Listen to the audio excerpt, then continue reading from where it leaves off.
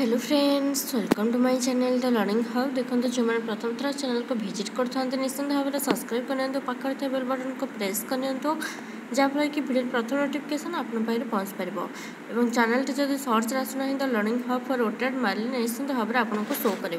तो पिलांकर बहुत रिक्वेस्ट रही कि मैम अधिक अधिक क्वेश्चन आणतु। देखो मेन कथा हूँ कि मो पाखे जेहेतु क्वेश्चन किसी रिसोर्स ना तो मुझे बेसी आनीपारूना तो मुझे सहित बहुत सारा कि प्रीवियस ईयर क्वेश्चन मुझे पेपर 1 पेपर 2 सीडीपी एगुड़ा सब डिस्कसन कर तो देखो आज मुझे किसी क्वेश्चन आप कलेक्ट कर। तो प्रथम क्वेश्चन देखो कि जो किसी आम जो क्वेश्चन मध्यम किसी रिविजन हो ठीक अच्छे आम अलरेडी सबतक डिस्कसन करदे क्वेश्चन मध्यम आउ टिके प्राक्टिस हो पार मन पकई पारे जिते प्राक्टिस करेंगे ये टाइम क्वेश्चन से भल। तो देखो जो प्रक्रिया द्वारा शिशु अधिक तथ्य ग्रहण करे बा ज्ञान आहरण करे ताहाकू कौन कहती? अधिगमन, अभिप्रेरणा, शिक्षण ना मूल्यांकन। तो ये भी इजी अच्छी। तो ये आपंकर राइट आंसर कौन हो शिक्षण कहती। तो नेक्स्ट क्वेश्चन को जब कहला निम्नोक्त मध्य केउंटी शिक्षण अंतर्भुक्त नुहे बही पढ़ापढ़ी करवा, लेखालेखी करवा, छिंकिवा, गाणितिक पद्धति जानिबा।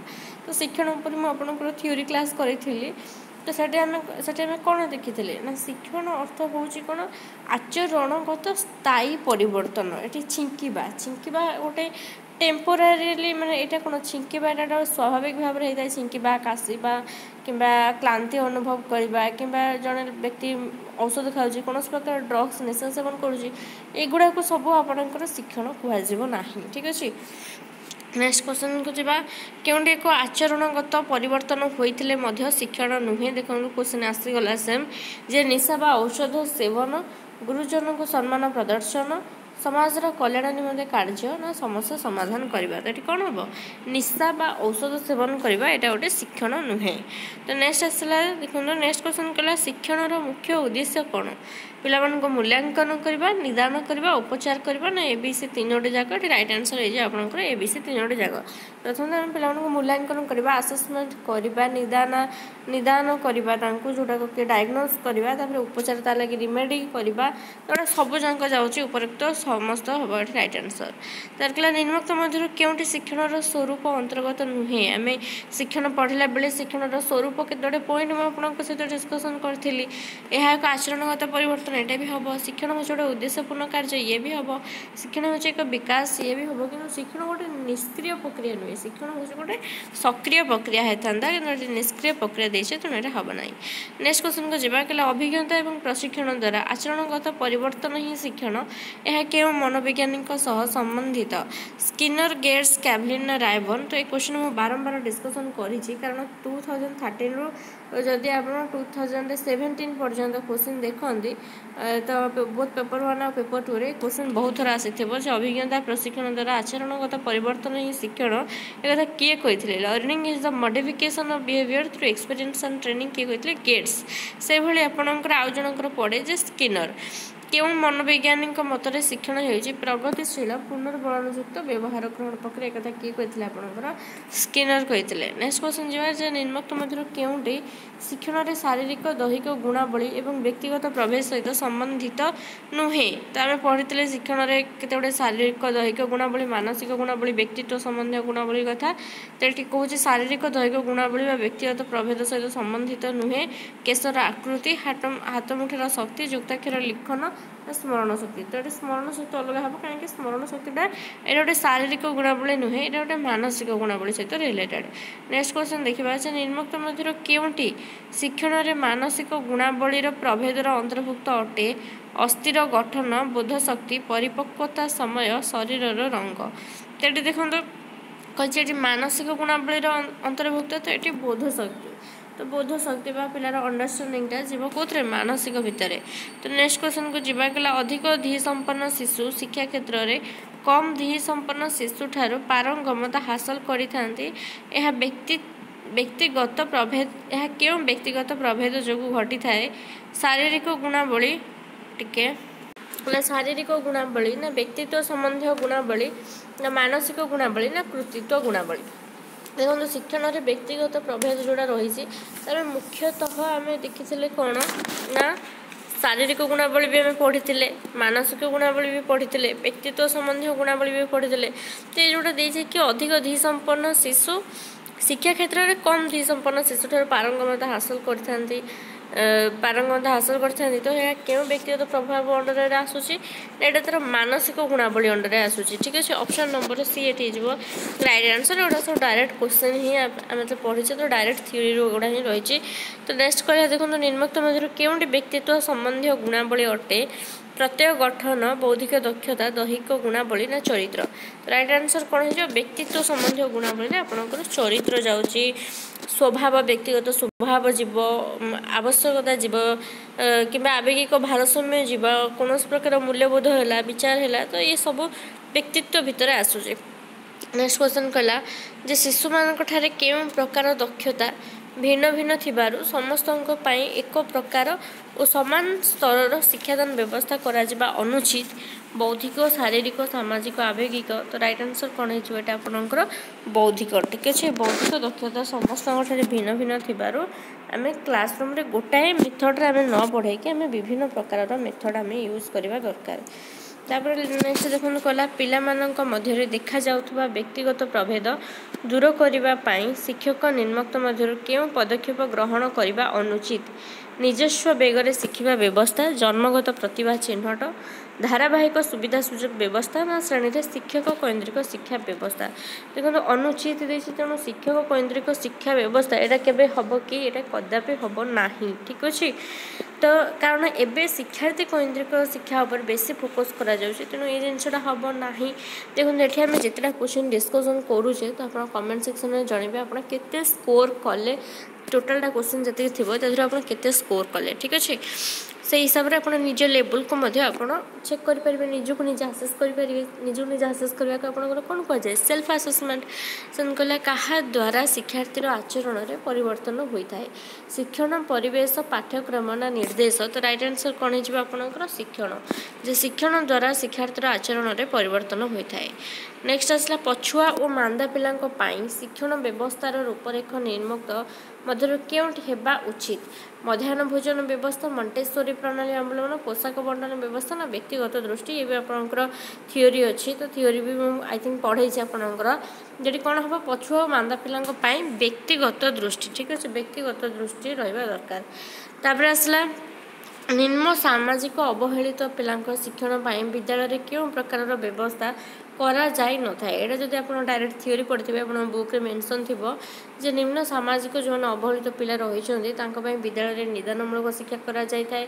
मागणा पाठ्यपुस्तक दि जाए मध्याह्न भोजन दि जाए किंतु स्व शिक्षण व्यवस्था से उल्लेख ना तेणु ये स्व शिक्षण व्यवस्था को आप एलिमिनेट करेंगे नेक्स्ट क्वेश्चन कहला निम्नोक्त केउं प्रकार शिक्षण माध्यम सीधा सड़क तथ्य संग्रह होता है अनुकरण प्रयत्न प्रमाद अनुभूति ना पर्यवेक्षण तो राइट आंसर कौन हो पर्यवेक्षण जोटा कि ऑब्जर्वेशन काली आपको देखो जो मैंने काली आपको किसी इंपोर्टाट थ्योरी तार गोटे सर्ट नोट बनई थी जमीक ऑब्जर्वेशन थ्योरी किए होती जनक आल्बर्ट बांदुरा सहित आपंकर वाल्टर भी देता है बांदुरा एंड वाल्टर सेमती father of psychology father of child psychology father of modern educational psychology तो ये गोटे सर्ट नोट मुझे बनई दी तो आपड़ से वीडियो देखी ना प्लेलिस्ट को जाकि निश्चित भाव में देखिपारे ठीक अच्छे तो नेक्स्ट कहला पर्यवेक्षण अर्थ कौन खाली देखा साधारण भाव देखा ना अनुभव करवा ना उद्देश्य प्रणोदित हो प्रत्यक्षण करवा ना चिंता करवा तो राइट आंसर कौन हो उद्देश्य प्रणोदित हो प्रत्यक्षण करवा ना कि साधारण भाव में देखा हम ना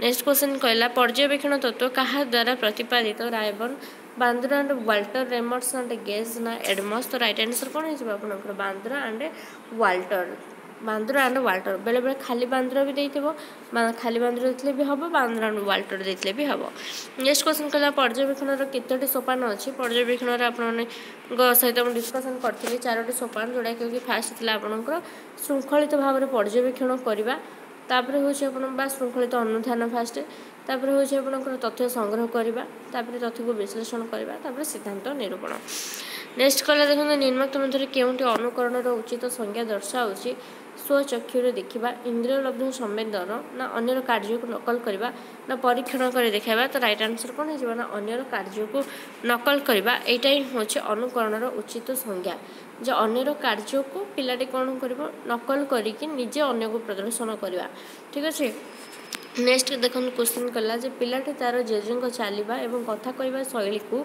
अभ्यास करें केउ प्रकार शिक्षण अंतर्भुक्त अनुकरण माध्यम यहाँ शिखी थाए ना अनुभूति माध्यम ना प्रयत्न प्रमाद ना पर्यवेक्षण राइट आंसर कौन है ना अनुकरण माध्यम ठीक अच्छे।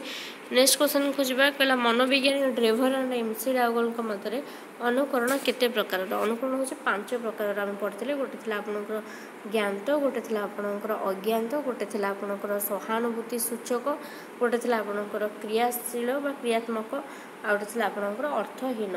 तो 5 प्रकार अनुकरण कथा आम डिस्कसन करते तो ड्रेभर एंड एमसी डाउगल 5 प्रकार अनुकरण कथा कहते। नेक्स्ट क्वेश्चन को जावा कहला चलचित्र अभिनेता अभिनेत्री मानकर पोशाक पिंधा शैली को अनुकरण करवा यह क्यों प्रकार अनुकरण श्रेणीभुक्त अज्ञात सहानुभूति सूचक ज्ञात ना क्रियात्मक। तो राइट आंसर कौन हो ज्ञात जे जाने शुणिकी आम अनुकरण करुचे ना अभिनेता अभिनेत्री मानकर पोशाक पिंधा शैली है केमती हेयर स्टाइल है केमती जहाँ भी सी पिंधुंट ये कर देखिए पे अनुकरण करते यहाँ गोटे ज्ञात अनुकरण भितर जाऊे। तो नेक्स्ट क्वेश्चन आसला निर्मुक्त मध्य क्योंटी सहानुभूति सूचक अनुकरण एक उदाहरण अटे अन्य जने नीरव रहा आम नीरव रहू ना भाषण ना पोशाक पिंधा शैली ना मंत्री मैंने हाथ हलाइले श्रोता मैंने हाथ हलांती। तो राइट आंसर आर कौन हो देखो कहला निर्मुक्त मध्य क्योंटी सहानुभूति सूचक सहानुभूति कहले अन्य जने नीरव रहा आम नीरव रहू अन्य जने कांदिले आम कांदू अन्य जने हसले आम हसू यहाँ हूँ गोटे सहानुभूति सूचक अनुकरण। नेक्स्ट कहले देखो अर्थहीन अनुकरण क्या बेसी देखा जाए किशोर मानक ठारे पौढ़ मानक ठारे शिशु मानक ठारे ना युवक मानक ठारे। तो राइट आंसर कौन हो शिशु मानक ठारे कारण छोट छोट झील मानक देखिए से शाढ़ी पिंधिकी बहु भाया बेश होता है कहीं से जानी न था यहाँ कौन पाई से करुँच तो से यहाँ कहुए अर्थहीन अनुकरण ठीक अच्छे। नेक्स्ट क्वेश्चन कला देखो क्रिकेट खिलाड़ी बैट उठेले दर्शक मैंने अनुरूप हाथ उठाई था यह क्यों प्रकार अनुकरण उदाहरण अटे। देखो ये क्वेश्चन पिला बहुत डाउट पिला पचारती अज्ञात ना क्रियात्मक हम तो अज्ञात कहीं हम ये आपंकर क्रियात्मक ही राइट आंसर हम कारण बुक रे तो डायरेक्ट गुड़ा मेंशन अच्छे क्रिकेट खेलाड़ी बैट उठेले दर्शक मैंने अनुरूप हाथ उठाती कि मंत्री हाथ हलाइले श्रोता मैंने था सी भी हाथ हलांती तो यहाँ गोटे क्रियात्मक अनुकरण उदाहरण। नेक्स्ट क्वेश्चन को जावा कहला शिशुटी अन्य को भल पाइबा गोष्ठी सह मिसी बंधुता स्थापन करने आत्मरक्षा करने एगुड़ा सब क्या मध्यम से शिखी थाए अनुकरण अनुभूति पर्यवेक्षण ना क्योंटी नुहे। राइट आंसर कौन हम एगुड़िक से अनुकरण मध्यम शिखी थाए ठीक अच्छे से अन्य मानक केमी भल पाइबा गोष्ठी सह मिसी केमी बंधुता स्थापन करवा एगुड़ा सब अनुकरण मध्यम शिखी थाए।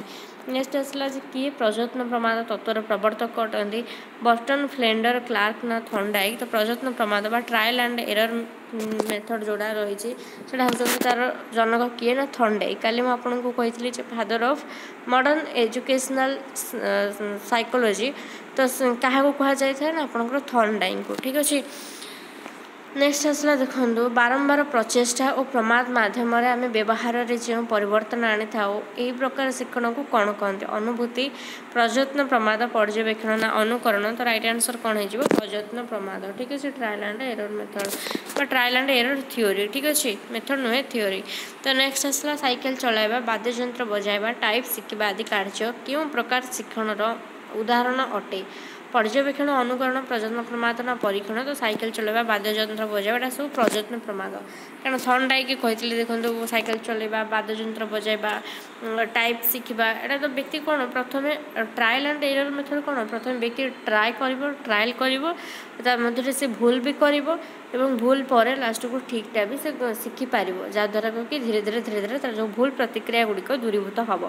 तो ये आपंकर कौन हो जड़े वाद्ययंत्र बजाइबा तो से तो संगे संगे आरंभ शिखी जाए न था से धीरे धीरे शिखिब भर बहुत भूल भी कर लास्ट को जो ठीकटा से शिखिपार धीरे धीरे से भूल प्रतिक्रिया गुड़िक दूरे जीव।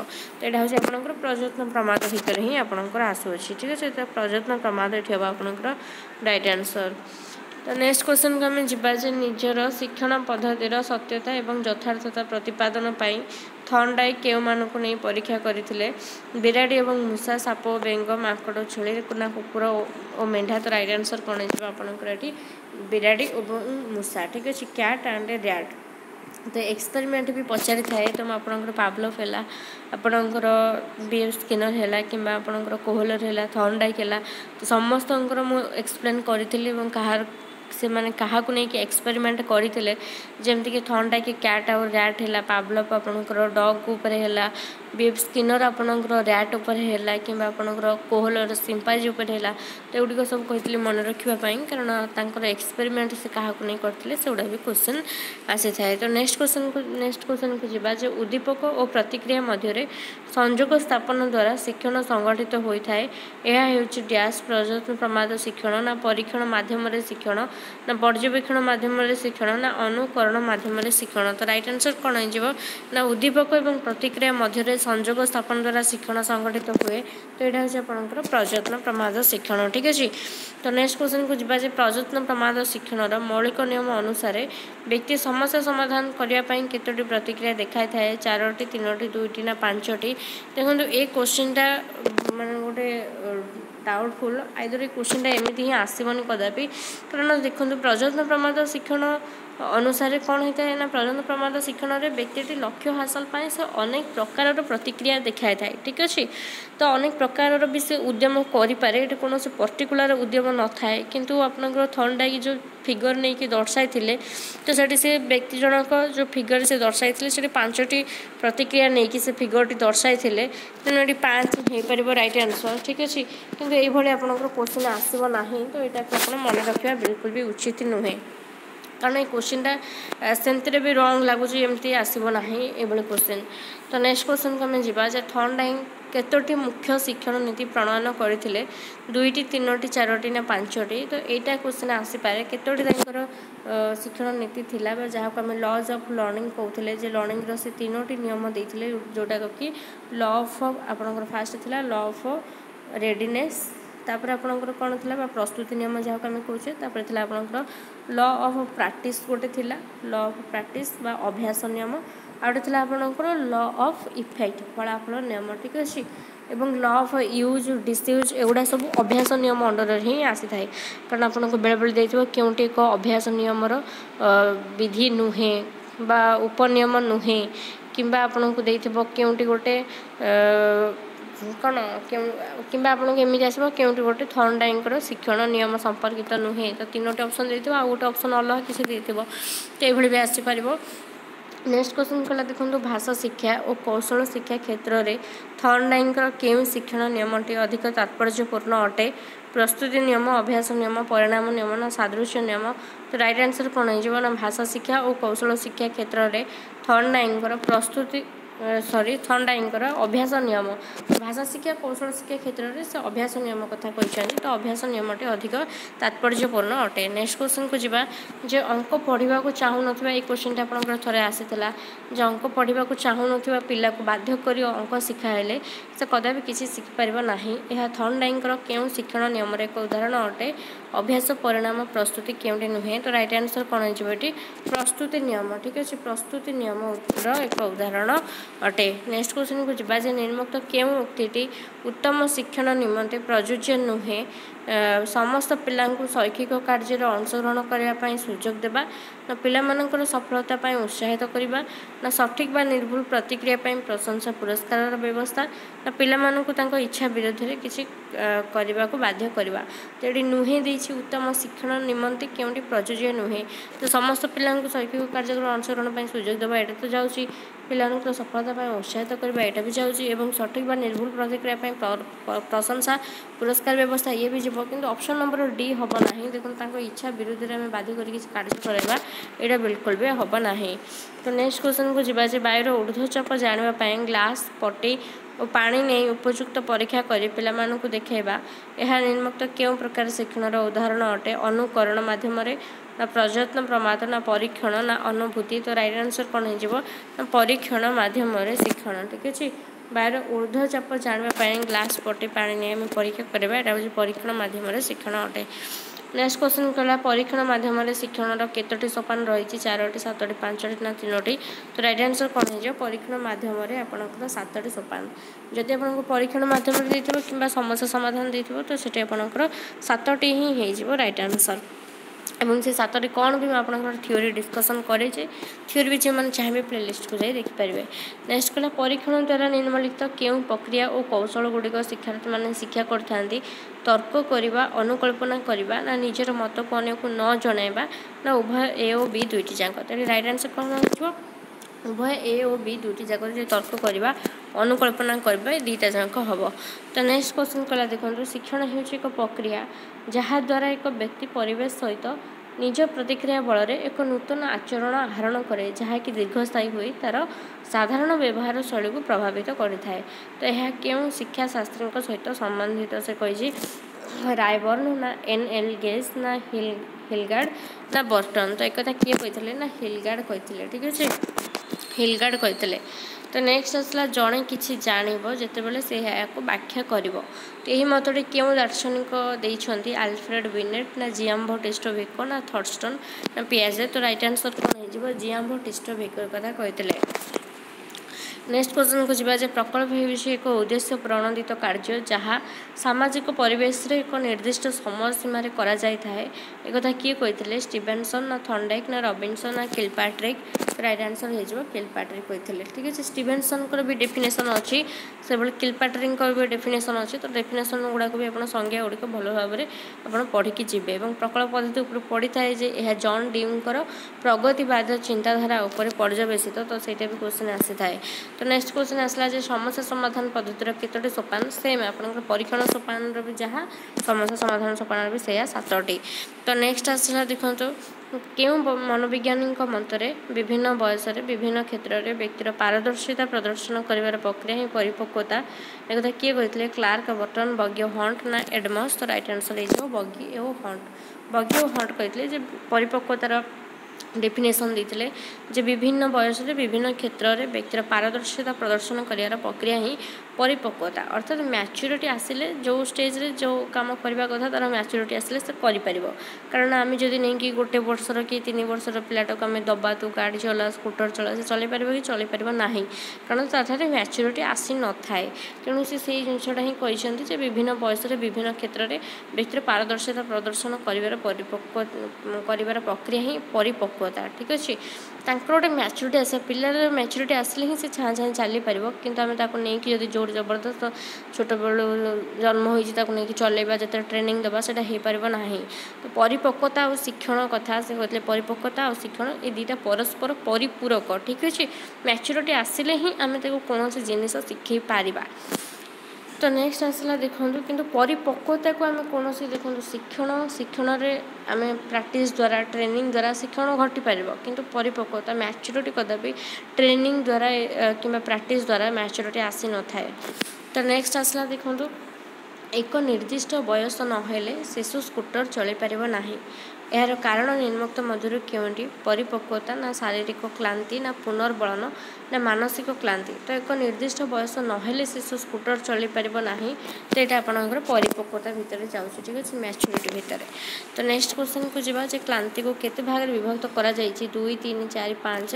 तो देखो क्लांति को 3 भाग में विभक्त करा मन रखिए 3 भाग में विभक्त कर जोटा था कि मर्ज कराई देखो क्लांति उपर भी मुझे थ्योरी क्लास कर देखी ना जाए देखिपारे। नेक्स्ट क्वेश्चन कहला अस्वास्थ्यकर लुगापटा पिंधा क्यों प्रकार क्लांतिर कारण अटे शारीरिक मानसिक उभय ए एंड बी ना क्योंटी नुहे। तो यहाँ आप राइट आंसर कौन हो शारीरिक क्लांतिर कारण अटे। तो नेक्स्ट आसला क्योंटी वाचनिक व्यवहार उदाहरण नुहे खूब भल सापास पिठी थापड़ाइबा ना ठीक कही। तो वाचनिक व्यवहार उदाहरण नुहे देती।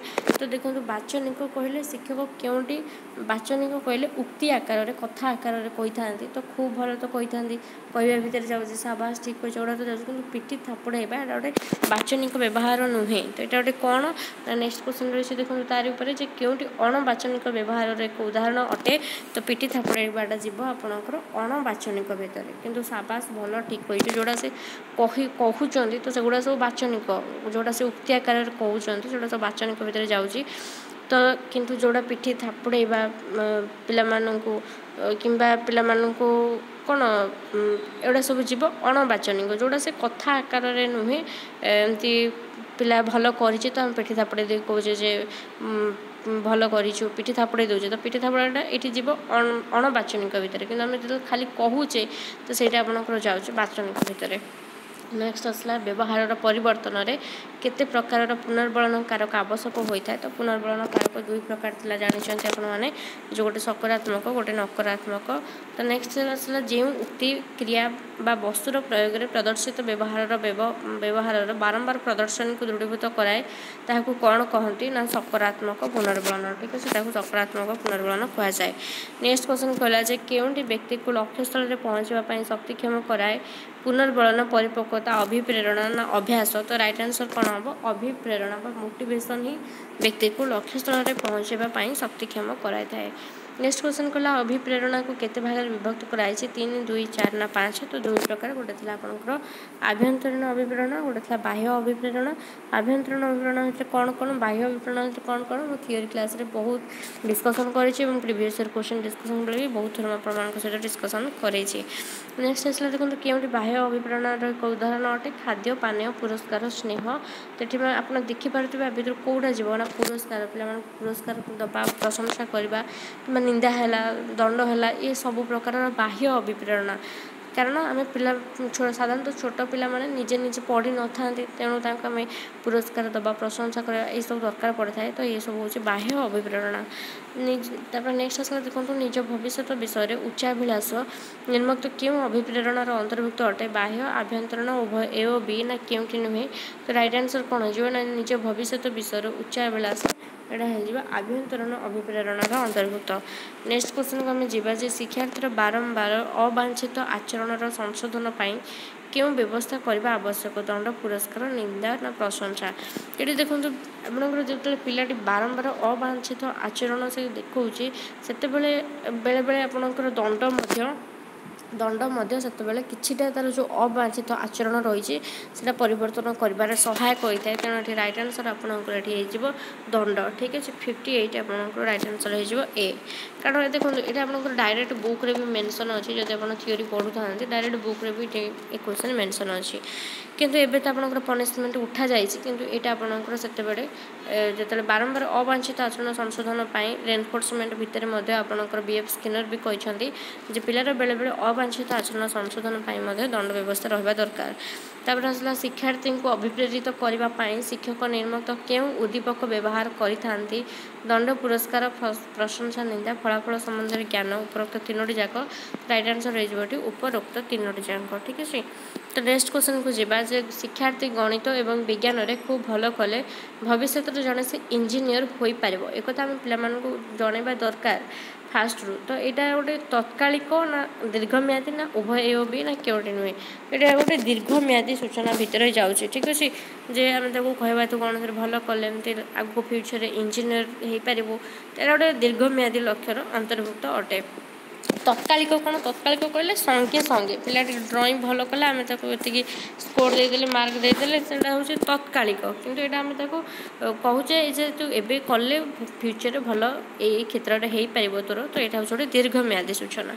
नेक्स्ट आसला देखो विद्यालय शिक्षण परिवेश को मुख्यतः केते भाग में विभक्त करा 3 2 4 ना 5 तो यार राइट आंसर कौन हो 2 भाग में थिला। ठीक है 2 भाग में गोटे आपंकर विद्यालय मानवीय परिवेश आ गोटे आपंकर जाऊला विद्यालय प्राकृतिक परिवेश आई थिंक। तो नेक्स्ट क्वेश्चन को जावा तो विद्यालय गोटे हूँ कौन ना मानवीय परिवेश गोटे हूँ आपंकर प्राकृतिक नुहे से भौतिक परिवेश फिजिकल एनवायरनमेंट भितर जोटा आसूँ विद्यालय जहाँ सब भौतिक परिवेश रही खेल पड़िया है विद्यालय श्रेणी गृह है ये सब आपंकर कौन भौतिक परिवेश कि मानवीय कहले शिक्षक शिक्षार्थी संपर्क है शिक्षार्थी शिक्षार्थी संपर्क है ये सब मानवीय परिवेश तेणु आपको 2 भाग में विभक्त कराई। आसला विद्यालय परिवेश को आनंदमय करने आमको केतोटी दिग प्रति दृष्टि देवाक हम राइट आंसर हो आपंकर 4टी। प्रथम आम पिलामानकर मौलिक सुविधार व्यवस्था प्रति आम दृष्टि देवा बगीचा प्राकृतिक परिवेश प्रति दृष्टि देवा शिशु के उपादान प्रति दृष्टि देवा जमी पे आकृष्ट हे विद्यालय आसपाई एवं साधारण शिक्षण सुजोगर व्यवस्था। तो 4टी दिग प्रति गुरुत्व देवाक हेब।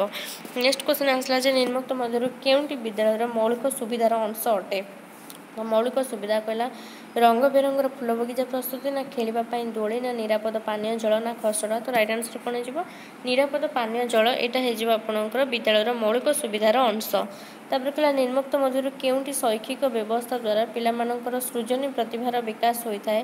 कांथ शिक्षण कार्य कांथ पत्रिका कलापटा ना शिक्षण कोण। तो राइट आंसर कौन हो कांथ पत्रिका। ठीक है कांथ पत्रिका हो सृजनी प्रतिभार विकास यहाँ कराई थाए पिलामानंकर। नेक्स्ट क्वेश्चन आसला जे निर्मुक्त मध्य केउंटी विद्यालय मानवीय परिवेश अंश नुहे शिक्षार्थी शिक्षक संपर्क विद्यालय गोष्ठी संपर्क शिक्षार्थी शिक्षार्थी संपर्क ना शिक्षण कार्य एवं महत बाणी। देखो मानवीय भितर मुझे जस्ट एवं कही शिक्षार्थी शिक्षक संपर्क आसो विद्यालय गोष्ठी संपर्क आसो शिक्षार्थी शिक्षार्थी संपर्क आसो कि शिक्षण कार्य महत बाणी यहाँ आपंकर मानवीय परिवेश भितर आसुना ये भौतिक परिवेश भितर पड़ो।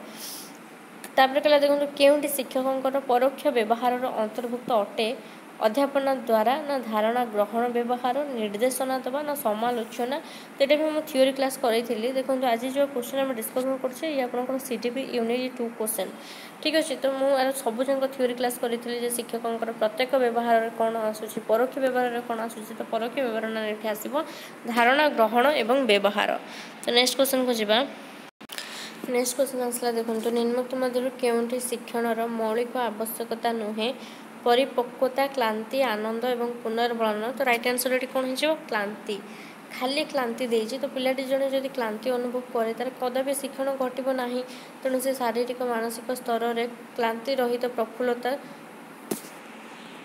तो देखो यार राइट आंसर कौन हम क्लांति। तो क्लांति कहीं हेनी ना देखो आपणकर आम पढ़ी क्लांति रहित प्रफुल्लता जब देता आपणकर क्लांति रहित प्रफुल्लता ताहले होता जे पिलाटी सब शारीरिक और मानसिक क्लांति रहित तार प्रफुल्लता थिबा दरकार। अर्थात से सब शारीरिक मानसिक स्तर में क्लांति अनुभव कला तार कदापि शिक्षण घटब ना। तेणु खाली ये क्लांति लिखा जाए तो क्लांतिटा कदापि शिक्षणर मौलिक आवश्यकता भितर जीव ना। ठीक अच्छे तो क्लांति हो राइट आंसर। किंतु मैच्योरिटी शिक्षण मैच्योरिटी आसवा दरकार रेनफोर्समेंट आम पे पुनर्बलन दबा दरकार एवं आनंद भी शिक्षणता आनंददायक होता दरकार किंतु क्लांति हम ना ये राइट आंसर। तो नेक्स्ट क्वेश्चन को आम जा निर्मुक्त मध्य क्या सृजनशीलता परिवेष्टित। नूतनता सृजनशीलता माने ही तो आम कि नुआ कार्य करवा मौलिक एवं ये देखो नूतनता जीव एवं मौलिक नूतन चिंताधारा जीव। तापर आपणकर देखे देखो स्पष्टता सरलता एवं संक्षिप्तता। तो सीट देसी कौन ना देखो निर्मुक्त मध्य क्या सृजनशीलता परिवेष्टित। देखो ये आपंकर दुईट ऑप्शन नूतनता एवं मौलिक और नूतन चिंताधारा जदि आम देखा तो बेस्ट ऑप्शन आप सब चूज करेंगे जो बेस्ट ऑप्शन आदि कौन हम। तो सृजनशीलता ये जो परिवेष्टित ये बेसी राइट आंसर हो मौलिकता और नूतन चिंताधारा से ही हूँ आपंकर सृजनशीलता। ठीक अच्छे तो नेक्स्ट आसला निर्मुक्त मध्य केउंटी सृजनशीलतार एक उदाहरण नुहे न्यूटन का माध्याकर्षण तत्व आविष्कार ना मार्कोनी रेडियो उद्भावन ना बही लिखा निर्दिष्ट प्रसंग को देखि लिखा ना जॉन बर्ड दूरदर्शन उद्भावन। तो ये राइट आंसर कौन हो ना बही लिखा निर्दिष्ट प्रसंग को देखि लिखा ए किसी पिलार क्रिएटिविटी तार किसी क्रिएटिव थिंकिंग ए किसी भी यूज हो ना। तो नेक्स्ट आसला देखो चिंतन प्रक्रिया केते प्रकार ना पढ़ी आपको दुई प्रकार गोटे कन्वर्जेंट गोटे डाइवर्जेंट कथा पढ़ी आम। तो ये चिंतन हो दुई प्रकार थिंकिंग हो प्रकार। नेक्स्ट आसला क्यों चिंतन शक्ति एक निर्दिष्ट दिगरे परिचालित होता है विक्षिप्त केन्द्राभिमुखी सरल ना जटिल। तो ये राइट आंसर कौन हो ना एक निर्दिष्ट दिगरे जोटा कि केन्द्राभिमुखी बा कन्वर्जेंट। और यार बहुत सारा मुझे एग्जांपल आपको देती थ्योरी क्लास कला बेले जमती कि केन्द्राभिमुखी धरतु जमती कि आपको मैथमेटिक्स गोटे एग्जांपल देती जमती कि आप इजिली माने बुझीपारे। कन्वर्जेंट थिंकिंग कहले जमीक कि आपंकर गोटे निर्दिष्ट दिगरे ठीक अच्छे परिचालित किंतु विक्षिप्त कौन होता है। देखो विक्षिप्त पिला पचरा जो गोटे इटार विविध व्यवहार लेख गोटे पिलाटी बहुत सारा आंसर दे पारुची तार ता भितर आम कहीपर जे ता भितर डाइवर्जेंट थिंकिंग अच्छी विक्षिप्त चिंतन अच्छी किंतु जड़े पिला केवल से बुक रे जहाँ आंसर देती गोटाए कि दुईटा से केवल कहीपरुची तार से कौन ता भीतर केन्द्राभिमुखी चिंतन अच्छी कि आम कहीपर जड़े पिला केवल मैथमेटिक्स को जेमिति पढ़ा जाइए जमी फर्मुला केवल फर्मुला को देखिए से सल्यूशन कर फर्मुला को यूज करा भितर केन्द्राभिमुखी चिंतन अच्छी किंतु जड़े पिला से प्रोब्लेम को निज आइडिया बहुत प्रकार एनी वे सल्यूशन तार बाहर कर भितर डाइभर्जेंट थिंकिंग रही है। ठीक अच्छे तो गोटे प्रोब्लेम जड़े अधिक सल्यूशन कही पारुची आपंकर पड़ी था एग्जाम जमीक गोटे इटार विविध व्यवहार किंबा गोटे कागज को गोटे पिला केते प्रकार ताको यूज करि परिबो जण पिला बहुत सारा आंसर कहि पारुछि ता भितरे डाइभर्जेंट थिंकिंग अछि किंतु गोटे निर्दिष्ट दिगरे गोटे निर्दिष्ट पर्टिकुलर कथा जे कहि दे तो सेटा हो आपनकर केन्द्राभिमुखी। तो नेक्स्ट आसला देखो विभिन्न दिगरे परिचालित चिंतन को जोटा कि कहले व्यक्तिगत चिंतन हबो। नेक्स्ट क्वेश्चन कहला केउटी सृजनशीलतार स्वरूप अंतर्भुक्त नुहे यह एक मानसिक गुण अंतर्भुक्त नुहे देछि तो यह एक मानसिक गुण ये ठीक अच्छे एवं सृजनशीलता बुद्धि मध्य अनुबंध न था यहाँ भी ठीक अच्छे कारण क्रिएटिविटी आउ इंटेलिजेंस ये दुटा हूँ अलग जिनस क्रिएटिविटी सहित मुझे कही क्रिएटिविटी सहित आपंकर कौन जड़ित डाइभर्जेंट थिंकिंग किंतु इंटेलिजेंस सहित कौन जड़ित कन्भर्जेंट थिंकिंग तो यहाँ भी ठीक अच्छे एवं सृजनशीलता नूतन और मौलिक होता है यहाँ भी ठीक अच्छे किंतु चिंताधारा त्रुटि ये किसी आपंकर तार स्वरूप अंतर्गत नुहे। तो नेक्स्ट आसला निम्नोक्त मध्य केउंटिरे सृजनशीलता परिप्रकाश पाई न थाए बाकपटुता नमनीयता विस्तारण ना नैराश्य भाव तो राइट आंसर कौन हो नैराश्य भाव तो नैराश्य भाव में सृजनशीलता प्रकाश पाई न थाए। नेक्स्ट क्वेश्चन आसला सृजनशील पिलामानंठारे निम्नोक्त केउं चिंतन शक्ति अधिक थाए केन्द्राभिमुखी विक्षिप्त प्रकृत जटिल तो राइट आंसर कौन हो सृजनशील पिलामानंठारे विक्षिप्त चिंतन बा डाइभर्जेंट थिंकिंग यहाँ अधिक थाए।